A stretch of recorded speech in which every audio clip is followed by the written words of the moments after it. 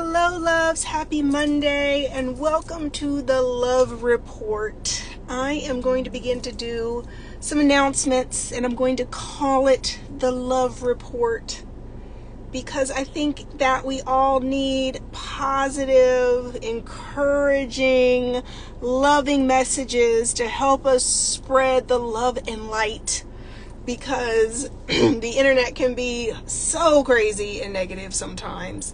So I'm going to do my part to contribute to the good news, to wonderful stories of love and encouragement. So this is going to be fun. They're going to do the Love Report. So today's Love Report is brought to you by Love Out Loud, the brand new movement and initiative that is all about spreading light and love with our street teams and our initiatives that are coming. So excited.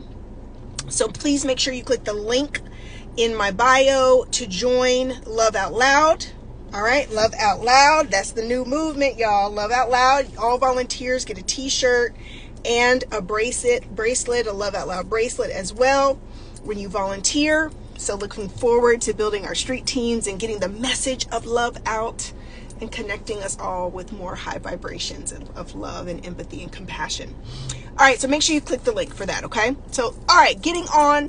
That's the first announcement for the Love Report. We have launched Love Out Loud, so make sure you sign up so you can get your t-shirt and your bracelet and join a team. 2, congratulations to our very own godly girl, Rolanda, who got married this weekend. So happy for you, lovely. For those of you who don't know, years ago, I used to have an organization called Godly Girls Club, and I'm still connected to so many of the women who were inside of the Godly Girls Club. We had a Facebook group of over 13,000 women. I moved away from that initiative to do other things, but I'm still so much connected to many of the Godly Girls, and we follow each other on social media. Rolanda, congratulations with your wedding this weekend.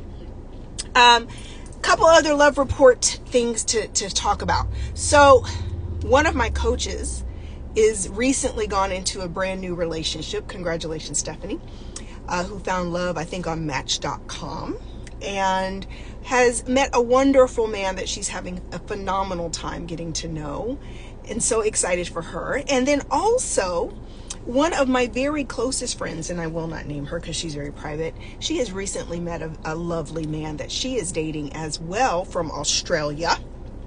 Yeah, there is a big wide world out here, guys, of wonderful people who are so interested in meeting other wonderful people. So back to my message before, keep your options open and your eyes open. She met him on eHarmony, dropping some little tips in here about the sites where my friends and the people I know are meeting wonderful people, because there's good people everywhere. Hello. All right. And I want to talk really quickly because I had a really great conversation with my girlfriend who met the man from Australia that is dating him right now. And we had a great conversation Saturday. I think it was Saturday or Sunday. Oh, I forget what day it was. Look, I'm getting old, y'all. And we were talking about the green flags and getting to know him. And one of the things I wanted to point out in our Love Report today is that, guys, when someone is really interested in commitment and in settling down, you're going to know it in the conversation. She said in the first, few conversations, he's saying, I don't date a lot. I'm not really a great dater. I'm not looking to date. He's asking her questions about where she's at in life, what she wants, what her goals are, because he's making it clear that he is someone who wants to be settled down. He's been divorced for a few years and is really going to be married again. What is what I told her. Like, that is my advice. Men who have been married, intend to be married, are going to be married again. They don't like being single. As much as they may first come out and say, I'm not doing this ever again, blah, blah, blah, they're going to be married again. They don't like to sleep alone. So one of the things about dating that to keep in mind is that green flags are always there, just like red flags, right? So if you pay attention to what someone talks about, they let you know where their mind is at and where they're going. If they see you as potential commitment, as someone they could see themselves being with, they're going to be saying certain things and having certain conversations with you. And don't forget that a lot of what eliminates people from being marriage material is they are not marriage minded. They are not looking for love. Marriage is not one of their goals. That's one of the problems in the dating world, is that for marriage minded people, you have to remember there's a lot of not marriage minded people. And that goes for men and women. They're not marriage minded, right? So one of the things you need to be looking for and listening for and asking questions is about their intentions, where they're at in life, the timing of their life. What are they looking for? What do they want, right? Even if they don't come right out and say this, the way that you're going to understand this and this gets communicated is an overall dissatisfaction with dating. People who are ready to settle down are sick and tired of dating, right? RJ Loves Books says, I have a friend who is divorced. I'm trying to go back to your question, babe. Hold on. She doesn't want to get legally married. She just wants a lifelong partner that she commits to. What do you think? I think it's doable. I think it's 2023, honey. People have all different types of objections, options, things that they want to do that are a fit for their lifestyle. And there's going to be somebody else that's a fit for them too, right? So, really quickly, let me slow down for the love report. People are getting married every day. People are falling in love every day. People are starting things like I'm starting Love Out Loud, initiatives to bring about love and light and change in the world.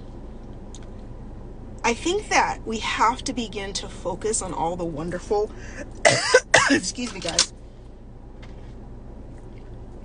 the wonderful, good, abundant, blissful, happy, lovely things that are going on in the world, because whatever we look at longest becomes strongest, right? Whatever we give our focus to is what amplifies in our life. And so one of the things I was going to say today is this. When it comes to dating, it's really important that you understand that opposites attract, but it's compatibility and commonality that sticks. It's compatibility and commonality that sticks.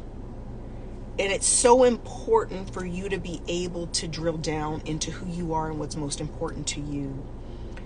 I would say one of the most unpopular things to look for in dating that is so important if you are a good-hearted person is someone who exemplifies love and kindness. Love and kindness. It is our job to do our best to show up with love and kindness. It's also our job to try to surround ourselves with other people who exemplify love and kindness. Because the more that we do this, the more we put out love and kindness into the world and helping to raise the vibration and frequency of love in the world, the more that's coming back to us. And the more we associate with other people who are full of love and kindness. So I'm going to give you an example. I'm going to give you an example of my wonderful husband, Carrie Pope. Carrie Pope went through heartbreak. He went through loss. His father died when he was in his early 30s, I believe it is. And, he went through divorce. Nobody gets married thinking they're going to be divorced. But his heart, he always still believed in love. He did not give up on love. There were several examples in his experience where he could have said, women suck. Black women suck. These women are just horrible. They are just the worst. I just give up. I'm never going to date another black woman in my life. I'm going to go over to Brazil and get me a woman. I'm going to go to Puerto Rico. I'm going to go to the Philippines and get me a woman. I give up on black women, because he's only been married to black women. He could have done that. But his heart and his faith and his love of God would not allow him to turn bitter and to hold back forgiveness for himself and for others. So from a place of forgiveness, from a place of love, from a place of faith, never losing hope or believing in love. And he said to me this morning, he said, I'm so grateful that God gave you to me. And I'm so grateful for him as well. You guys know from me sharing my testimonies that I have been through so much. And I'm so grateful for Carrie Pope as my best friend and my partner. I'm so grateful for him. And so what happens a lot of the time with good-hearted people and with people who are very compassionate and empathetic, we will tend to make excuses for people because we understand why they are the way they are because of what they've gone through. Like once you know their story, it's easier to understand, well, that's why he's angry. Well, that's why he's toxic. Well, that's why she's, so mean. Well, that's why she's got an attitude. Well, that's why she's so, not loving. That's why she's so hard to deal with. That's why he's so, high maintenance. That's why he's so guarded. That's why she's so, mouthy or edgy, or why she's so critical. So you begin to make excuses for people. And nothing's wrong with empathy and compassion. But at the end of the day, it is still a choice to love. It is still a choice to have a mindset either where you are approaching things from a place of love or you are approaching things from a place of bitterness, unforgiveness, and a lack of gratitude. You can choose today to start right where you're at, to say, I'm tired of feeling this way. I'm tired of being angry. I'm tired of bitterness. I'm tired. I want to live a life of freedom. I want to be happy. I want to know joy. I want to know sweet freedom and the release of being able to wake up and enjoy my days, enjoy my life.